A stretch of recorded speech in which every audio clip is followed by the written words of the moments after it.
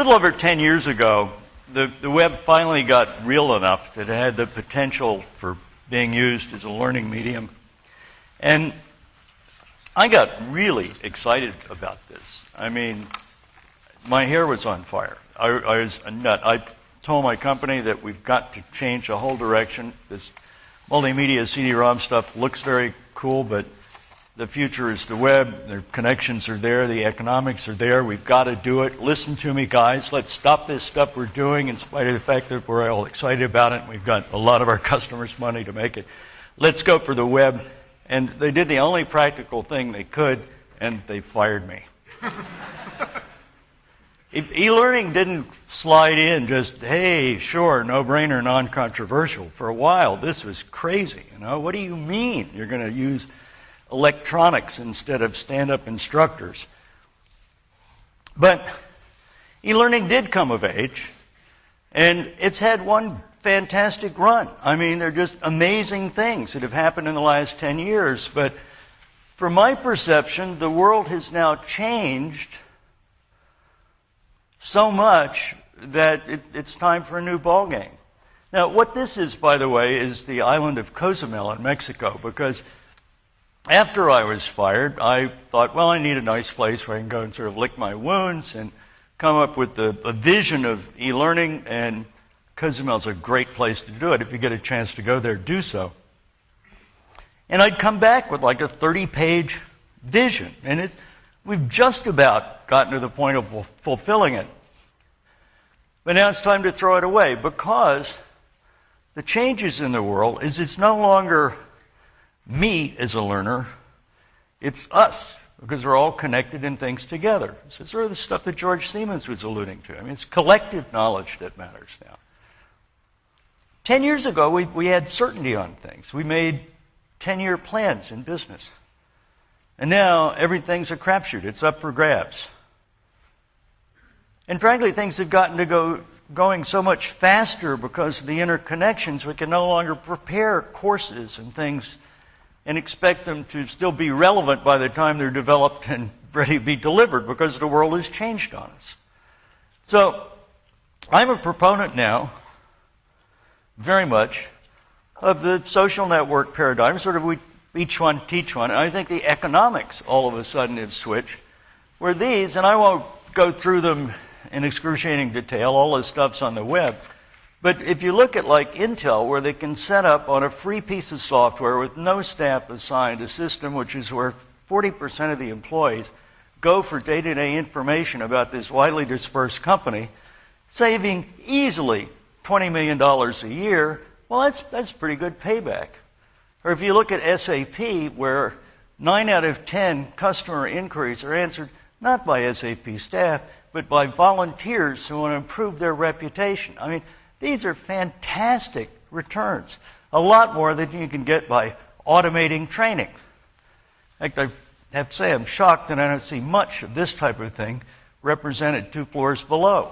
I mean, what's with that?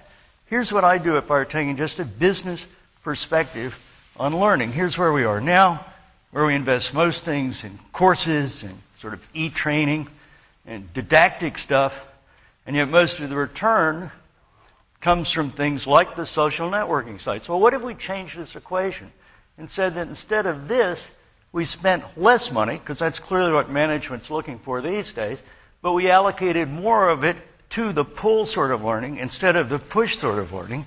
Wouldn't we think that we could change the results to be more like this, because there's a higher payback from the social stuff?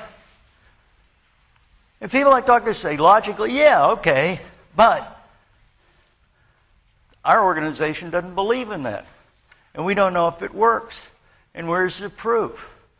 Or, the other morning, Jay, this informal learning stuff, how do we know this is sort of good enough? Well, I got 2 words for you. And the words are Barack Obama. America would have a president named John McCain, and God forbid what he'd bring in with him if it weren't for social networking. Because this is a president who rode in on networks. He consulted with the guy who developed the social network system underpinning this very conference, Mark Andreessen. His senior advisor is a guy who's head of Google. I mean, there's a very well-orchestrated campaign that was all around social networks. Wouldn't it be cool if in your organization the president could say something and people could be discussing it that afternoon and reflecting on it and putting their hearts in it enough that they're going to change behavior?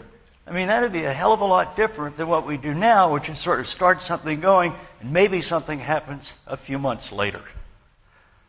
So I think we really need to think serious about change.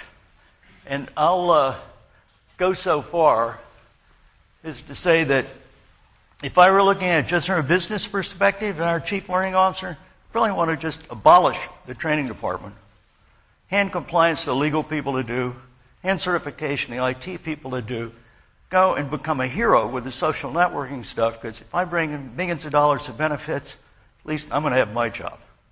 I'm going to hand it to Charles, who's going to talk a little bit about the nature.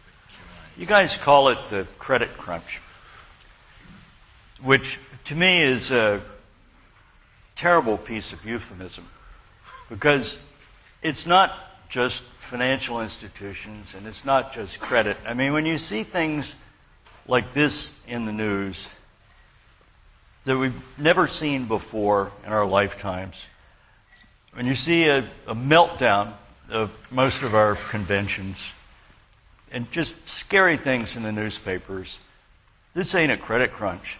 This is the beginning of a whole new phase. We're in the death throes of the industrial age and coming into what I'll call the network era.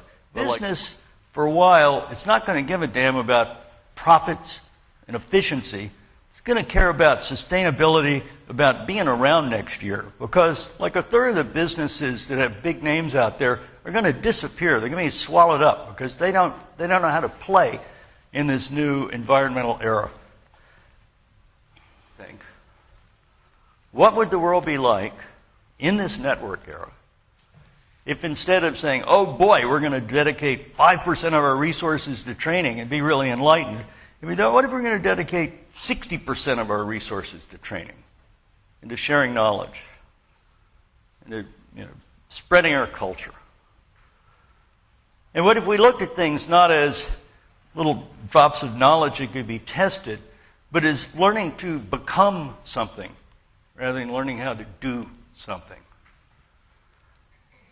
Now, these are stretch ideas, and there's only one example.